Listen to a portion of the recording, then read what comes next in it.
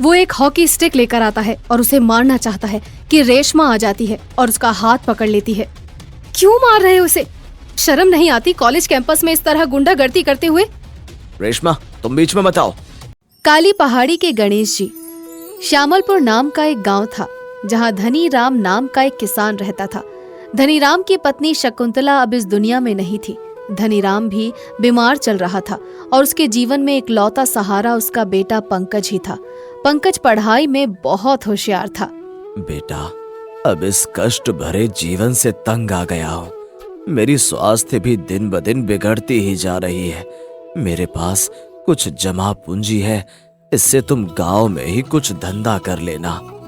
पापा आप चिंता मत करिए, मैंने 12वीं की परीक्षा अच्छे नंबर से पास कर ली है। अब शहर में कुछ ना कुछ नौकरी हमें मिल ही जाएगी। वैसे भी गांव में अब अपना कुछ रहा नहीं, तो चलिए शहर में ही हम कुछ करेंगे। वहाँ अच्छे अच्छे डॉक्टर हैं, आपका इलाज भी अच्छे से हो जाएगा। ऐसा कहकर पंकज पिताजी की देखभाल में लग जाता है। दूसरे दिन पंकज कहीं जा रहा था तो रास्ते में उसका दोस्त रितेश मिल जाता है। क्यों भाई पंकज, क्या हाल चाल है? बड़े दिनों बाद मुलाकात हुई। हाँ भाई, क्या बताऊं अब। अच्छा, 12वीं के बाद आगे क्या करने वाले हो?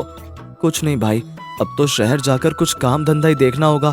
घर के आर्थिक हालात बहुत खराब हैं। अरे तुम तो 12वीं बहुत अच्छे नंबर से पास किए हो, तुम्हारा सपना तो इंजीनियर बनने का था ना।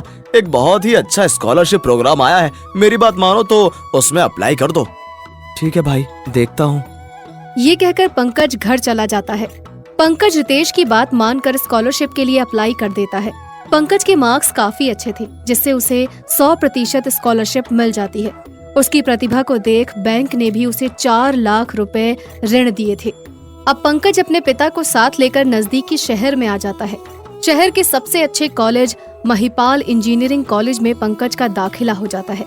शहर में अच्छे डॉक्टर से इलाज होते ही पिताजी भी स्वस्थ हो चुके होते हैं। पिताजी, आज मेरे कॉलेज का पहला दिन है, मैं बहुत खुश हूँ। भगवान से आशीर्वाद ले लो और धनिया जरूर खा लेना। मेरे भगवान तो आप ही हो पिताजी। ये कहते हुए पंकज पिताजी के पैर छूता है और कॉलेज के लिए निकल पड़ता है। साइकिल पार्क करके जैसे ही पंकज कॉलेज में प्रवेश करता है, 3 लड़के उसे घूरने लगते हैं, जिनका नाम जॉय, राहुल और सनी था। अरे देखो कौन गरीब हम लोगों के कॉलेज में आया है। उसके हाथ में तो बुक्स हैं, लगता है न्यू एडमिशन है। यार ऐसे ऐसे भिखारी अब हम लोगों के कॉलेज में एडमिशन लेंगे क्या? हम लोगों का क्या ही स्टेटस रह जाएगा यार। हाँ यार, कुछ तो करना पड़ेगा। चलो उसकी क्लास लेते हैं। तीनों दोस्त उसके रास्ते में आ जाते हैं और उसके आने का वेट करने लगते हैं। पंकज जैसे ही पास से गुजरता है, अबे ओए, इधर आ, कहाँ घुसे जा रहा है? बाप का कॉलेज है क्या? है भिखारी इस कॉलेज में अलाउड नहीं है। सॉरी सर, मेरा दाखिला इसी कॉलेज में हुआ है, आज मेरा पहला दिन है। ओहो, पहला दिन? नाम क्या है तेरा? मेरा नाम पंकज है। अरे सुना क्या, इसका नाम पंखा है। अबे पंखे सुन, कल से देखना मत, नहीं तो घन चक्कर बना दूंगा। ये कॉलेज अमीर लोगों के लिए, तुम जैसे भिखारियों और गवार के लिए नहीं, समझा? चल अब निकल यहाँ से। पंकज डर जाता है और सकपकाते हुए क्लासरूम की ओर बढ़ता है और सबसे आगे वाले बेंच पर जाकर बैठ जाता है। कुछ ही देर में क्लास शुरू होने वाली थी, लेकिन पंकज अपने साथ हुई रैगिंग से बहुत परेशान था।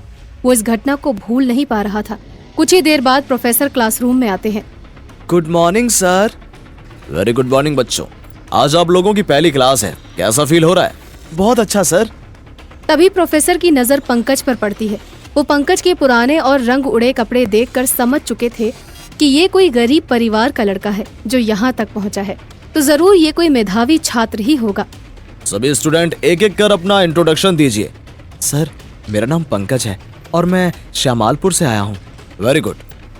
इसके बाद सभी स्टूडेंट एक एक करके अपना इंट्रोडक्शन देते हैं, पर प्रोफेसर पंकज से बहुत प्रभावित होते हैं। जिसके बाद क्लास स्टार्ट होती है और पंकज आज की पढ़ाई से बहुत खुश था, लेकिन उसे एक चीज का डर अभी भी था कि कहीं सीनियर्स ने कल से फिर उसे परेशान किया तो क्या होगा। ये बात सोच सोच कर पंकज बहुत दुखी हो रहा था। वो घर आता है। क्या करूं? हे भगवान, मेरे साथ ऐसा क्यों हो रहा है? कल फिर से वो सीनियर्स मुझे परेशान करेंगे। पढ़ाई भी तो मिस नहीं कर सकता, मेरे सपनों का क्या होगा? कॉलेज तो जाऊंगा, अब जो भी हो। अगले दिन पंकज कॉलेज पहुंचता है, लेकिन उसको परेशान करने के लिए तीनों दोस्त जॉय, राहुल और सनी कैंपस में खड़े थे। पंकज उसे देखकर सहम जाता है, लेकिन वो आगे बढ़ता है। वो देख, फिर से आ गया वो भिखारी। हाँ यार, अब इसकी खैर नहीं। उस भिखारी ने कॉलेज का स्टेटस खराब कर दिया है। क्यों बे, कल मना किया था ना यहाँ आने के लिए। सर, मैं आपके आगे हाथ जोड़ता हूँ, मैं पढ़ना चाहता हूँ। बड़ी मुश्किल से मेरा इस कॉलेज में दाखिला हुआ है, कृपया मुझे परेशान मत कीजिए। परेशान? अरे परेशान तो तुमने कर रखा है हम लोगों को, ये ऐसे नहीं मानेगा। वो एक हॉकी स्टिक लेकर आता है और उसे मारना चाहता है कि रेशमा आ जाती है और उसका हाथ पकड़ लेती है। क्यों मार रहे हो उसे? शर्म नहीं आती कॉलेज कैंपस में इस तरह गुंडागर्दी करते हुए? रेशमा, तुम बीच में मत आओ। Shut up. तभी बहुत से और स्टूडेंट और प्रोफेसर लड़ाई को शांत करने के लिए आ जाते हैं। देखो जॉय, कॉलेज में हम इस तरह की अनुशासनहीनता बिल्कुल बर्दाश्त नहीं करेंगे। ये तुम्हें लास्ट वार्निंग है, समझे? तुम्हें मजबूरन हमें कॉलेज से रेस्टिकेट करना होगा, वरना। ये कहते हुए प्रिंसिपल अपने कार्यालय में चले जाते हैं। बहुत बहुत शुक्रिया मैडम। मैडम नहीं, रेशमा से हम दोनों दोस्त हैं। Thank you. आज की घटना से पंकज बहुत गुस्से में था, कहीं न कहीं बहुत परेशान भी था। वो जॉय, सनी और राहुल को सबक सिखाना चाहता था। अगले ही दिन वो महिपालपुर की पहाड़ी घूमने गया। वहाँ की काली पहाड़ी बहुत फेमस थी। वो अभी तक कॉलेज के सदमे से बाहर नहीं आया। वो सोचता है कि कुछ तो चमत्कार हो जिससे वो जॉय, सनी और राहुल को सबक सिखा सके। उस जॉय के बच्चे को तो मैं छोड़ूंगा नहीं, पर उसको सबक कैसे सिखाऊं समझ नहीं आ रहा। तभी वो सामने गणेश जी की मूर्ति और त्रिशूल देखता है। गणपति जी की मूर्ति यहाँ कैसे है? ये तो बहुत पुरानी मूर्ति है। कहीं यहाँ सचमुच के गणपति तो नहीं रहते हैं? हे गणपति, मुझ में कुछ अद्भुत शक्ति दो ताकि मैं अपने अपमान करने वालों को सबक सिखा सकूं। ये कहते हुए पंकज रोने लगता है, लेकिन वो तो बस एक मूर्ति थी। पंकज के बहुत प्रार्थना करने के बाद भी गणेश जी दर्शन नहीं देते। पंकज निराश होकर घर आ जाता है। अगले दिन वो साइकिल से कॉलेज जा रहा होता है कि रास्ते में ही वो तीनों लफंगे मिल जाते हैं। आज तो तुम्हें कोई नहीं बचाएगा। तभी अचानक से पंकज के मुंह से एक शब्द निकलता है, स्टैचू। ये शब्द बोलते ही जॉय, सनी और राहुल तीनों स्टैचू बन जाते हैं। ओवर। तेरी तो स्टैचू। तीनों फिर से स्टैचू बन जाते हैं। मुझे मारेगा बेटा, देख तेरी क्या हालत हो गई है। जिसके बाद वो एक एक करके तीनों को उसी हॉकी से खूब पीटता है। पंकज बहुत खुश होता है। उसे समझ आ गया था कि ये चमत्कारी शक्ति उसे गणेश जी के आशीर्वाद से मिली है। पंकज कॉलेज जाता है। स्टैचू! सब रुक जाते हैं। रेशमा ये सब छत पर से देख लेती है। ये क्या कर रहे हो और कैसे कर पा रहे हो? ये मेरी पावर है दोस्त, जो मुझे काली पहाड़ी वाले गणेश जी ने दी है। मैंने सनी, राहुल और जॉय सबको स्टैचू बना दिया है। क्या? अब सबको ओवर कर दो। तुमने तीनों को सबक सिखा दिया ना, अब ऐसा करना ठीक नहीं है। भगवान ने शक्ति दी है तो इसका दुरुपयोग मत करो, इसका सदुपयोग करो।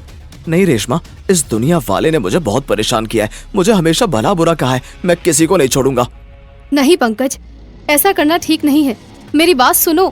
पंकज उसकी बातों को इग्नोर करते हुए चला जाता है। गणेश जी की दी हुई शक्तियों का पंकज बहुत ज्यादा दुरुपयोग कर रहा था। वो जहाँ भी जाता लोगों को स्टैचू कर देता और उन्हें ओवर भी नहीं करता। पंकज घर पहुँचता है। घर पहुँचते ही वो सारी बात अपने पिताजी को बताता है। लेकिन बेटा, इस तरह इसका दुरुपयोग ठीक नहीं है। तुम अभी सब कुछ ठीक करके आओ। नहीं पापा, अब मैं किसी की नहीं सुनने वाला। इतना कहते हुए वो अपने कमरे में चला जाता है। अब मैं पूरी दुनिया को रोक सकता हूँ। अब सब कुछ मेरी मर्जी से होगा। जिसको भी रोकना चाहूँ बस एक ही शब्द कहना है, स्टैचू। आईने के सामने जैसे ही पंकज ने स्टैचू बोला, वो खुद स्टैचू हो गया। इसके बाद वो कभी मूव नहीं कर पाया। इस कहानी से हमें ये शिक्षा मिलती है कि कभी भी अपनी ताकत का दुरुपयोग नहीं करना चाहिए। चाहे हमारे पास बहुत पैसा हो, हम शरीर से बहुत ताकतवर हो, हमें हमेशा अभिमान से दूर रहना चाहिए। दोस्तों, आ गए आप? आ ही गए हो तो चैनल को सब्सक्राइब कर देना और वीडियोस अच्छे लगे तो लाइक और शेयर भी कर देना और बेल आइकन जरूर दबा देना ताकि आपको नई वीडियोस की नोटिफिकेशंस मिलती रहें।